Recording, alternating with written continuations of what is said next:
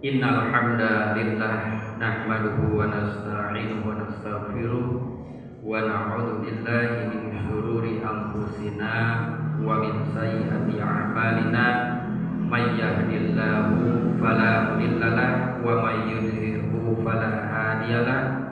Asyhadu an la ilaha illallah wahdahu la syarikalah wa asyhadu anna Muhammadan 'abduhu wa rasuluhu alladzi la nabiyya ba'da.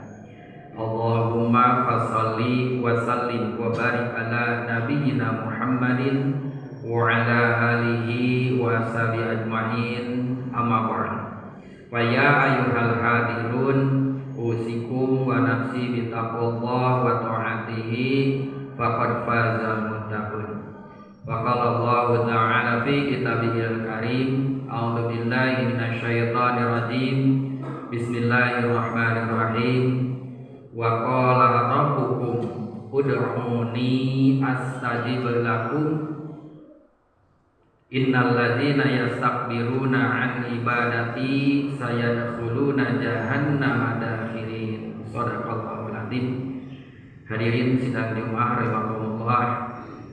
Marilah kita panjatkan puji dan syukur kita kehadirat Allah Subhanahu wa taala atas berkenan limpahan rahmat dan karunia-Nya. Alhamdulillah kita masih diberikan kenikmatan oleh Allah berupa nikmat lahir, nikmat batin, dan juga kita masih diberi kesempatan usia dan juga kesehatan sehingga pada saat ini kita masih dapat melaksanakan kewajiban kita kepada Allah yang melaksanakan salat Jumat berjamaah. Salawat serta salam semoga senantiasa tercurah limpahkan pada junjungan alam Nabiullah Nabi Muhammad sallallahu alaihi wasallam, pada keluarganya, para sahabatnya, para pengikutnya sampai akhir zaman. Mudah-mudahan termasuk kita di dalamnya.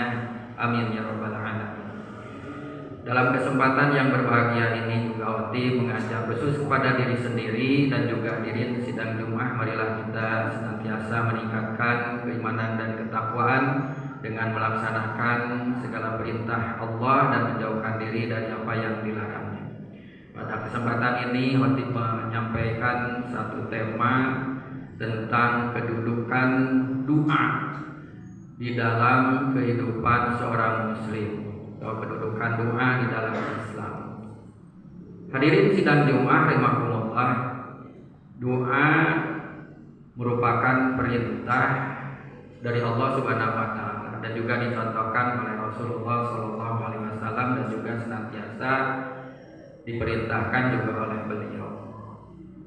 Sekalipun tidak termasuk atau tidak masuk ke dalam rukun Islam yang kelima, tetapi doa ini selalu melekat di dalam setiap gerak, setiap langkah, setiap pekerjaan yang dilakukan oleh setiap insan yang bernama muslim. Doa diperintahkan oleh Allah Subhanahu wa taala sebagaimana di dalam surat Al-Mu'min ayat 60. Allah Subhanahu wa taala berfirman, a'udzu billahi minasyaitonir rajim, wa qala rabbukum ud'uni astajib lakum. Dan telah berkata Rabbmu atau Rabb kalian, ud'uni astajib lakum, berdoalah kepadaku astajib lakum, niscaya aku akan berkenan untuk permohonan tersebut, mengabulkan permohonan tersebut. Bahkan Allah Subhanahu wa taala mengancam pada orang yang enggan berdoa atau beribadah. Innal ladzina yastakbiruna an ibadati sayadkhuluna jahannama dakhirin. Sesungguhnya orang-orang yang menyombongkan diri dalam beribadah, yakni berdoa kepadaku, kata Allah, sayadkhuluna jahannama dakhirin, kelak mereka akan dimasukkan ke dalam jahanam dalam keadaan hina. Nauzubillah. Doa ini berasal dari kata da'a. Da'a yad'u du'aan. Ada juga da'a yad'u da'watan. Ini kata da'a ini bisa diartikan atau dimaknai berbagai macam sesuai dengan tingkatannya. Kalau da'a atau seruan ini diungkapkan oleh orang yang lebih tinggi kepada yang lebih lebih kedudukannya lebih rendah, misalkan dari Allah kepada umat manusia, da'a ini diartikan sebagai perintah, seruan atau perintah. Bagaimana mungkin kalau di perkantoran itu ada istilah instruksi. Kalau di dalam jabatan ada yang lebih tinggi pada yang lebih rendah, itu namanya instruksi atau informasi. Kemudian kalau dari orang yang sama atau sejajar dari manusia ke manusia, da'a itu disebut atau diartikan sebagai seruan, ajakan, atau dalam bahasa kita yaitu dakwah, menyeru, mengajak. Itu dari kita ke kita, dari manusia ke manusia.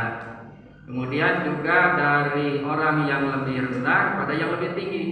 Misalkan kita manusia kepada Allah, sama ungkapan da'a, tetapi diartikan sebagai seruan ini artinya permohonan. Jadi dakwah atau doa itu adalah permohonan. Permohonan dari seorang kepada yang lebih, kepada kita berdoa tentu langsung kepada Allah Subhanahu wa taala. Ud'uni, berdoalah kepadaku, kata Allah. Jadi tidak ada perantara, tidak ada lagi yang diseru kecuali langsung kepada Allah Subhanahu wa taala. Ud'uni, ni-nya ini adalah kata mufrad ataupun hanya satu saja. Kadang-kadang Allah di dalam Al-Qur'an mengatakan Rabbuna, Allah itu diinikan sebagai nahnu di sana. Nahnu itu kan artinya kadang-kadang jamak. Jamak itu bukan berarti Allah banyak, tetapi menunjukkan Allah mungkin beserta para malaikat dan lain sebagainya. Maka kami, kata Allah, beserta para malaikatnya. Nah itu. Nah di sini langsung kepada Ud'uni, kepadaku, kata Allah, tidak kepada yang lainnya, tidak melalui perantara. Astajib lakum, niscaya aku akan mengabulkan permohonan itu. Jadi kita dari bawah ke yang lebih atas itu adalah permohonan. Itu bukan instruksi, bukan perintah, gitu, tetapi permohonan. Sehingga kadang-kadang banyak orang yang menganggap kenapa banyak-banyak berdoa kepada Allah, kenapa banyak memerintah kepada Allah. Disangkanya doa itu adalah perintah, gitu kan?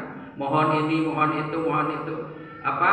Segala macam dimohon, segala macam ini artinya memerintah kepada Allah, katanya. Tetapi di sini Allah justru menyuruh kita untuk banyak-banyak berdoa kepada Allah, meminta kepada Allah, memohon kepada Allah. Nah ini, jadi ada pengertian dari bawah ke atas sebagai permohonan. Seandainya saja manusia saat ini saja di muka bumi yang kurang lebih mungkin antara 7 sampai 8 miliar yang hidup pada saat ini, semuanya satu hari satu malam 1000 kali berdoa kepada Allah Subhanahu wa taala, dikalikan sekian miliar, Allah tidak akan rugi, Allah tidak akan marah, Allah tidak akan kecil. Allah adalah Maha Kuasa, Allah Maha segala-galanya.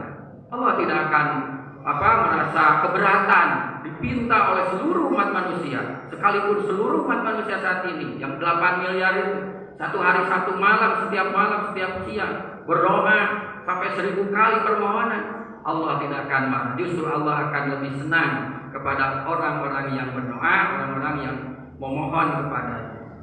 Hadirin sidang Jumat rahimakumullah, di dalam hadis disebutkan riwayat Nu'man Ibnu Bashir radhiyallahu anhu, beliau berkata, Rasulullah sallallahu alaihi wasallam bersabda, inna du'a huwal ibadah. Sesungguhnya doa itu adalah ibadah. Kemudian di dalam hadis riwayat Anas yang diriwayatkan oleh Tirmizi dan hadisnya adalah hadis sahih, disebutkan dengan lafaz doa amrul ibadah. Doa itu adalah intinya, saripatinya ibadah. Gitu. Jadi kalau kita melakukan perbuatan di dalam Islam ini kan, mau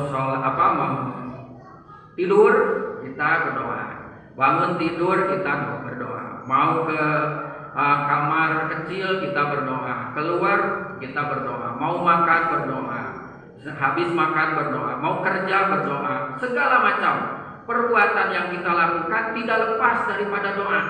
Nah, itulah inti daripada ibadah, sehingga apa yang kita lakukan itu nilainya ibadah. Sehingga apa yang diserukan oleh Allah, wa ma khalaqul jinna wal insa illa liya'budun, itu tepat sekali. Jadi sekalipun kita tidak terus-menerus di masjid gitu kan, dalam arti ibadah itu bukan hanya sholat saja. Jadi kita diperintahkan beribadah oleh Allah itu bukan hanya itu saja. Setiap perilaku kita, perbuatan kita, intinya tadi salah satunya yaitu kita melaksanakan perbuatan itu dibarengi dengan doa.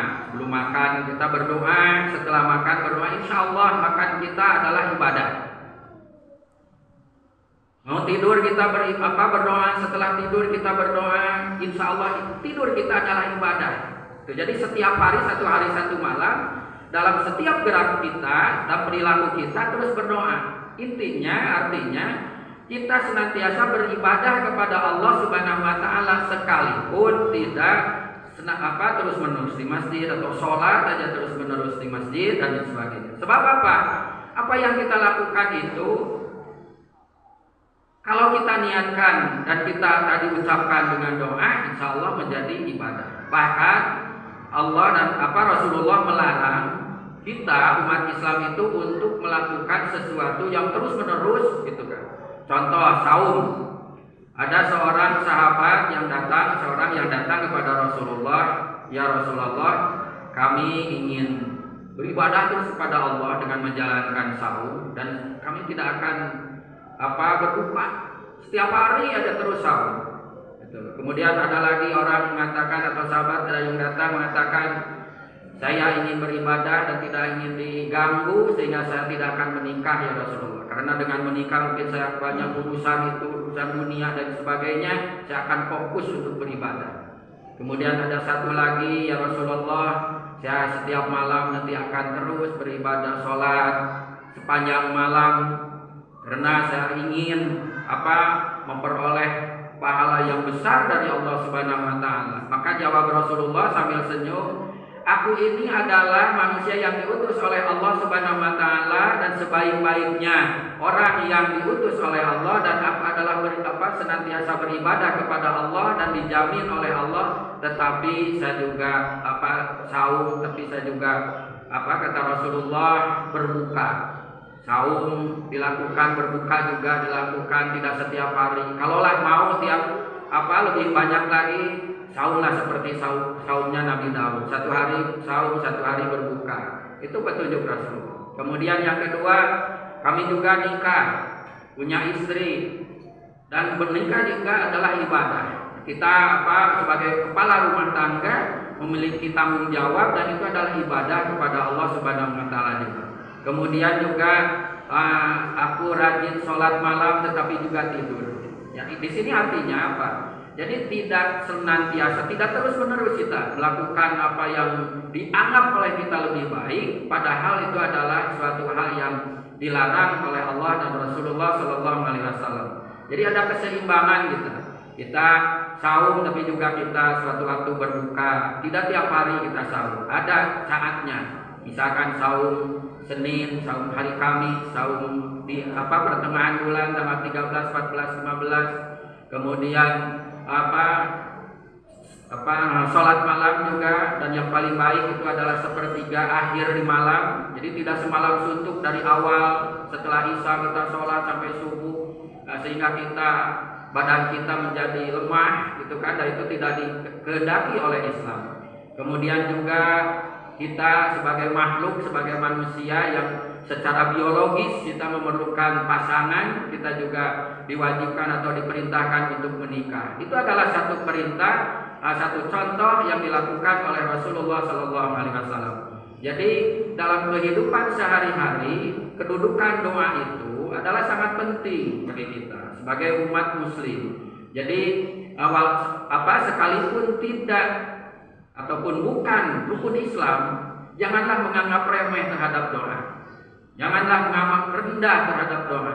Doa siapapun barangkali Allah Subhanahu wa taala akan mengijabahkan. Sekalipun kita tidak langsung, karena ada beberapa kriteria, tahapan. Ada orang yang berdoa mungkin saja tidak dikabulkan oleh Allah dengan alasan mungkin Allah lebih tahu, Allah lebih sayang kepada kita. Contoh saja kita di dalam rumah tangga punya anak kecil, dia minta mobil padahal umurnya baru 10 tahun. Tentu kita tidak akan langsung memberikan mobil atau motor karena dia belum waktunya. Kita sayang kepada anak kita. Jadi tidak diberikannya permohonan itu bukan berarti kita tidak sayang, justru kita sayang. Dan kita pun demikian. Barangkali apa yang kita minta itu sesuatu yang di mata Allah belum waktunya, belum saatnya. Kemudian doa itu mungkin akan dikabulkan bertahap atau mungkin akan ditunda. Bahkan kita memiliki pengertian, memiliki keyakinan bahwa setiap yang kita doakan, setiap yang ucapkan adalah sesuatu ibadah yang akan menjadi bekal bagi kita. Di dalam hadis yang lainnya, riwayat Abu Hurairah radhiyallahu anhu, Rasulullah sallallahu alaihi wasallam bersabda, "Laisa syai'un akrama 'alallahi minad du'a." Jadi tidak ada ucapan yang lebih sempurna selain doa. Jadi ini ada doa itu ada ucapan yang paling sempurna, yang paling mulia di hadapan Allah Subhanahu wa taala. Oleh sebab itu sekali lagi kedudukan doa itu adalah suatu hal yang sangat penting bagi kita. Dimanapun kita berada, dalam keadaan apapun kita, jangan sampai doa itu kita berdoa itu seperti minum obat. Minum obat itu kita minum tatkala obat itu diperlukan. Ketika sakit baru minum obat. Ketika kita mengalami musibah, ketika kita memerlukan pertolongan baru memohon kepada Allah. Tetapi ketika kita bersenang-senang, kita mendapatkan nikmat dan sebagainya, kita lupa beribadah. Nah, ini sesuatu yang tidak boleh. Berdoa itu seperti kita minum air, seperti kita makan, suatu hal yang dibutuhkan, kebutuhan kita sehari-hari. Jangan seperti minum obat. Jadi dalam keadaan susah, dalam keadaan senang, dalam keadaan bahagia, kita tetap berdoa kepada Allah Subhanahu wa taala. Karena apa? Kita sebagai umat, sebagai manusia yang merasa bahwa diri kita itu adalah lemah, diri kita itu tidak ada apa-apanya di hadapan Allah Subhanahu wa taala, sehingga kita memerlukan pertolongan, kita memerlukan bantuan dari Allah Subhanahu wa taala. Kita tidak memiliki kekuatan kecuali Allah telah memberikan kekuatan kepada kita. Kita adalah makhluk yang lemah. Kita tidak memberikan kekayaan, tidak mempunyai kekayaan. Kita adalah orang yang miskin, makhluk yang miskin. Tetapi Allah yang memberikan kekayaan kepada kita. Kita adalah makhluk yang bodoh. Kita tidak memiliki ilmu kecuali Allah yang memberikan ilmu kepada kita. Oleh sebab itu, marilah kita bersama-sama dan senantiasa mendawamkan, membiasakan kita berdoa dalam setiap kegiatan, dalam setiap gerak-gerik kita, sehingga apa yang kita lakukan, apa yang kita kerjakan bernilai ibadah di hadapan Allah Subhanahu wa taala. Barakallahu li wa lakum bil ayati wa dzikril hakim wa taqabbala minni wa minkum tilawatahu innahu huwas samiul alim.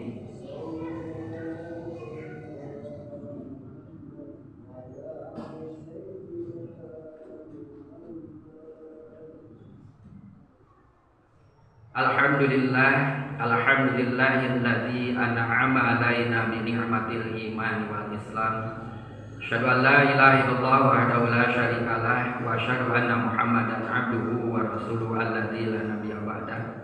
Allahumma shalli wa sallim wa barik ala nabiyyina Muhammadin wa ala alihi wa sahbihi ajma'in. Amma ba'du. Fa ya ayyuhal hadirun ittaqullah haqqa tuqatih wa la tamutunna illa wa antum muslimun. Wa qala Allah ta'ala fi kitabihil karim, a'udzu billahi minasyaitonir rajim, bismillahirrahmanirrahim. Ud'u rabbakum tadarru'an wa khufyah innahu la yuhibbul mu'tadin. Hadirin sidang Jumat rahimakumullah. Di dalam surat Al-A'raf ayat 55, Allah Subhanahu wa taala memberikan tuntunan kepada kita tentang tata cara kita berdoa. Karena seringkali kita mendapatkan orang ataupun umat Islam muslim yang salah berdoa. Tata cara berdoa di dalam surat Al-A'raf, dan ini juga di dalam banyak riwayat hadis ya. Ketika Rasulullah berhadapan dengan orang yang berdoa dengan keras, dengan berteriak, maka beliau mengatakan, kau tidak menghadap, tidak berbicara, tidak berdoa dengan orang atau makhluk yang tuli. Di dalam Al-Araf itu dikatakan, ud'u rabbakum tadarru'an wa khufyah. Maka berdoalah kepada Rabbmu tadarru'an wa khufyah, dengan lemah lembut, ya, rendah hati. Kalau bahasa Sunda itu dulu itu disebut DP handap asor. Ini mungkin barangkali orang tua yang mengerti bahasa Sunda, ya, itu ada istilah DP handap asor gitu kan. Jadi berdoalah, menyerulah, fad'u rabbakum tadarruan wa khufyah. Berdoalah kepada Rabbmu dengan rendah hati dan lemah lembut. Innahu la yuhibbul mu'tadin, karena sesungguhnya Dia Allah tidak menyukai orang-orang yang melampaui batas. Dalam arti melampaui batas itu cara berdoanya ataupun apa yang didoakannya. Kita meminta misalkan ingin bisa terbang dengan tanpa pesawat terbang, itu suatu hal yang mustahil tentu saja. Itu adalah hal yang berlebihan di hadapan Allah Subhanahu wa taala. Mungkin itu sebagai khutbah yang singkat ini mudah-mudahan ada guna dan manfaat khusus bagi diri khatib dan hadirin sidang Jumat rahimakumullah. Dan akhirnya kita berdoa kepada Allah Subhanahu wa taala agar kita diberikan kekuatan, diberikan hidayah oleh Allah, senantiasa dibimbing dalam setiap perilaku kita sehari-hari. Amin ya Allah ya rabbal alamin. Allahumma ighfir lil mu'minin wal mu'minat wal muslimin wal muslimati al ahya'i minhum wal amwat innaka samiun qaribun mujibud da'wat ya qadiyal hajat. Rabbana zalamna anfusana fa illam taghfir lana wa tarhamna lanakunanna minal khasirin. Rabbana hab lana min azwajina wa dzurriyyatina qurrata a'yunin waj'alna lil muttaqina imama. Rabbana atina fid dunya hasanah wa fil akhirati hasanah wa qina azabannar. Subhana rabbika rabbil izzati amma yasifun wa salamun alal mursalin walhamdulillahi rabbil alamin. Ibadallah, innallaha ya'muru bil 'adli wal ihsan wa ita'i dzil qurba wa yanha 'anil fahsya'i wal munkar wal baghi ya'idukum la'allakum tadhakkarun wa la dzikrullahi akbar. Assalamualaikum warahmatullahi wabarakatuh.